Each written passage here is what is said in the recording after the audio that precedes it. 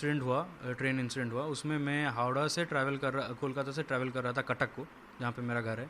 कोलकाता में मैं अपने पीएचडी रिलेटेड काम के लिए ही गया था, सैंपल कलेक्शन के लिए। मेरा फील्ड है सुंदरबन फॉरेस्ट रिजर्व। तो मैं वहाँ से जब लौट रहा था, हम 3:20 के अराउंड वहाँ से ट्रेन छूटा, कोरोमंडल एक्सप्रेस।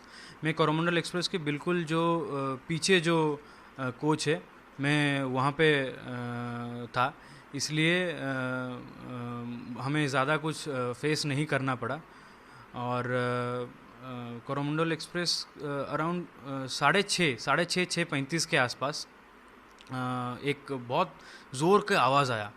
तो हमें लगा कि कुछ इंसिडेंट हुआ है, कुछ एक्सीडेंट हुआ है, हमें लगा। तो 6:30 के आसपास हमें जब ये साउंड हुआ तो हम तुरंत ही उतरने के लिए रेडी हो गए कि कुछ इंसिडेंट हुआ होगा, अगर डिरेल हुआ होगा तो हमें जल्दी से निकलना पड़ेगा।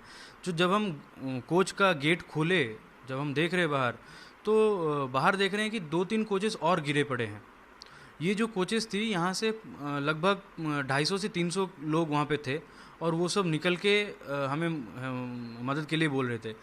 हमें ये नहीं पता चला कि ये जो कोचेस है ये हमारे ट्रेन की कोचेस है या फिर किसी और ट्रेन की कोचेस है। तो हम करीबन 10-15 लोग थे जिनका कुछ हुआ नहीं था। हमारा जो कोच था वो सबसे सही था, कोई डैमेज नहीं हुआ था उसमें। तो जब उस कोच के लोग आके मदद के लिए मांग रहे थे, तब हमें पता चला कि वो सारे कोचेस थे यशवंतपुर एक्सप्रेस के लिए, जो हावड़ा जा रही थी।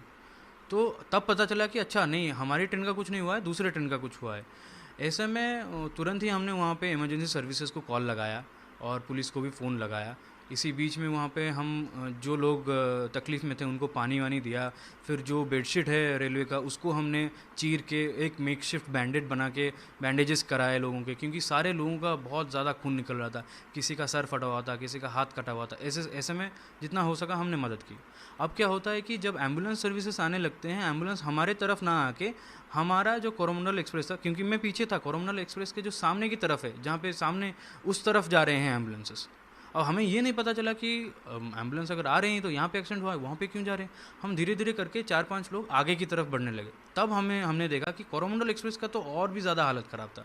अब क्या हुआ था कि कोरोमंडल एक्सप्रेस जो है वो किसी कारणवश डिरेल हो गया था। अब डिरेल होने के बाद बगल में एक लूप ट्रैक होता है जो कि डिफंक्ट होता है, इनएक्टिव होता है। वहाँ पे एक गुड्स ट्रेन पार्क था, तो वो गुड्स ट्रेन से जाके टकराया है।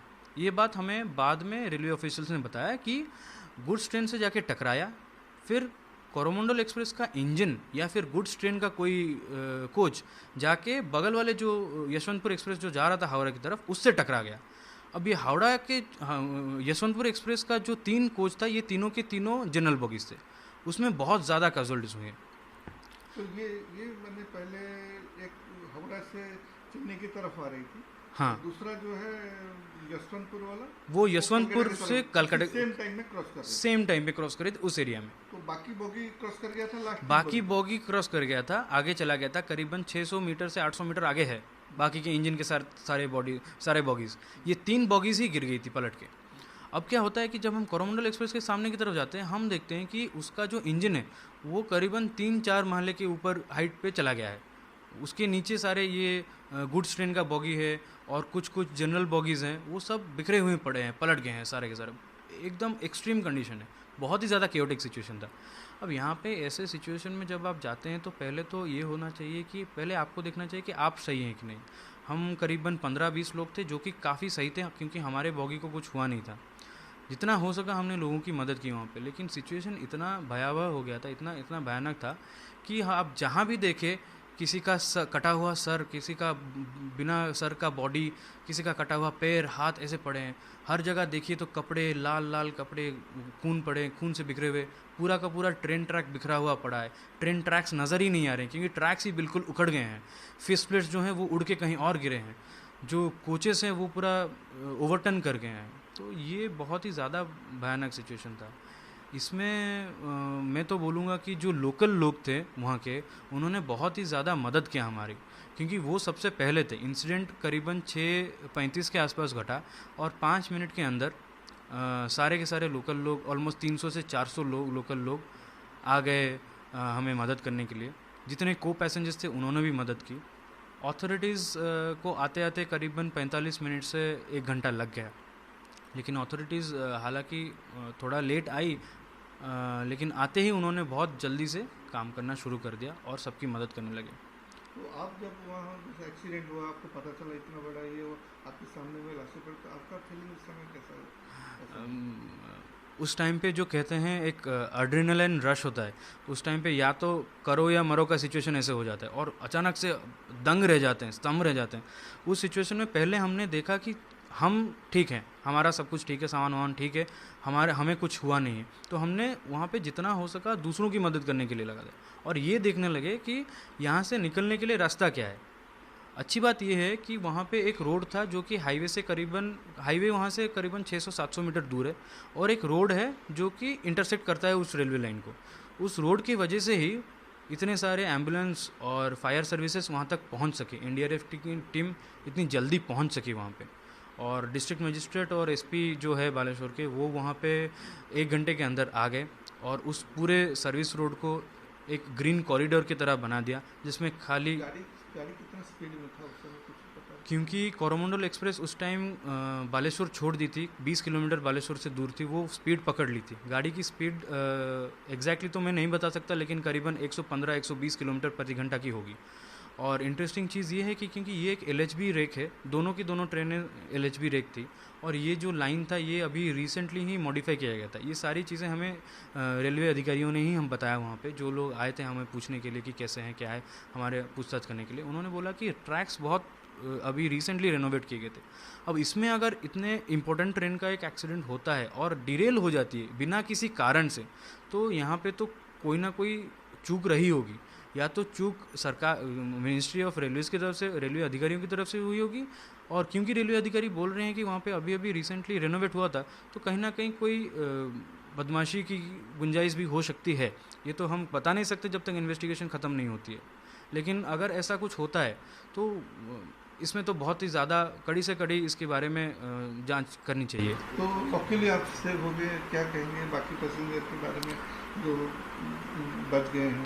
देखिए, सबसे पहले तो ये है कि जब हम इतने सारे डेड बॉडीज़ देखे वहाँ पे, आप यकीन नहीं करेंगे कि छोटे छोटे बच्चे अपने माँ बाप को ढूंढ रहे हैं, पूरा का पूरा परिवार तहस नहस हो गया है, किसी का हाथ कट गया। हमने एक 15-16 वर्ष का एक लड़के को देखा जो अपने बाप को लेके जा रहा था, उसका खुद का सर फटा हुआ था, खून निकल रहा था, उसके पिताजी का हाथ कटा हुआ था, वो हमें हेल्प के लिए मदद के लिए पूछ रहा था।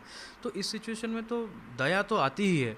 और मैं बता रहा हूँ, जब मैं पहले 1-2 घंटे में वहाँ पे जाके लोगों की मदद कर रहा था, मैं खुद देखा हूँ कि ऑलमोस्ट 200 से 300 डेड बॉडीज़ में खुद देखा हूँ। डेड बॉडीज़ ऐसे हालत में थे कि 40-50 मीटर दूर ट्रैक से गिरे थे, फटाक से, मतलब इम्पैक्ट इतना तेज़ था कि वो दूर जाके गिरे थे।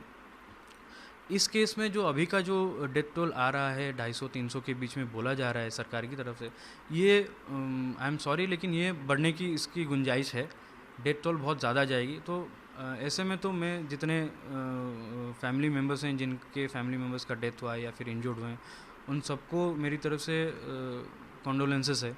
और ऐसे में सरकार एटलीस्ट इतना तो करना चाहिए कि ये जो 300-400 लोग मरे हैं, इनके जान के खातिर ढूंढना चाहिए कि एक्चुअल में रीज़न क्या है और जिसकी गलती है। लेकिन इतने लोग ज़्यादा जो लोग मरे हैं, इसका कारण क्या है? जो जनरल बोगी था सब, जो सामने की तरफ जितने थे वो सारे जनरल और स्लीपर बॉगीज थे।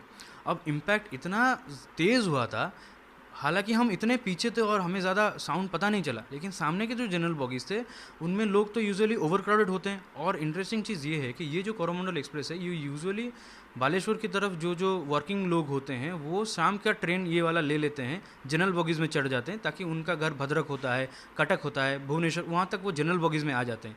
ये इसलिए बहुत ज़्यादा क्राउडेड होता है जनरल और स्लीपर बॉगीज़। तो काफ़ी सारे ऑफिस गोइंग लोग भी इसमें शामिल होंगे अगर हम देखें इसके डेथ टोल में देखा जाए, तो शायद यही कारण है। शायद जनरल बॉगीज़ और स्लीपर बॉगीज़ ओवर क्राउडेड भी था। लोग यूजुअली क्या करते हैं, जो दरवाजे होते हैं वहाँ पे खड़े होते हैं, वहाँ पे बैठे होते हैं, इसी वजह से वो भी बहुत ज़्यादा तेज़ तरह से उनका एक्सीडेंट हुआ है। लेकिन एक चीज़ बताइए, जैसा आप उतर गए गाड़ी से, आपको तो पहले पता ही नहीं चला क्या है, इतने लोग जब देखे जी और आप बच गए, तो आपको कैसा उस समय फीलिंग हुआ?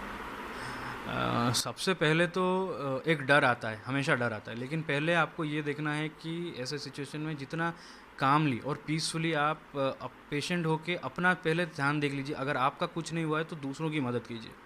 इसलिए हम पहले तो दूसरों की मदद करने पे उतर गए। अब दूसरों की मदद करते करते जब अथॉरिटीज़ आ गए तो हमें पता चला कि चलिए अब अथॉरिटीज़ ये इस काम संभालेंगी। तब हमने ये देखा कि हम यहाँ से कैसे निकले, और निकलने के लिए पुलिस ने हमारी बहुत सहायता की है, लोकल्स ने हमारी बहुत सहायता की है। तो एक वहाँ डर, से आप कैसा है? वहाँ पे हम हाईवे तक पैदल ही आना पड़ा हमें, और हाईवे करीबन 600-800 मीटर दूर है वहाँ से, जैसे मैंने आपको बताया। एक बार जब हम हाईवे पे आ गए तो मैं अपने घर पे कॉल कर दिया था, एक्सीडेंट होने से तुरंत बाद कॉल कर दिया था। तो मेरे पिताजी एक प्राइवेट कार का आयोजन करके वहाँ पर गए थे, और मैं तुरंत वहाँ से घर आ गया।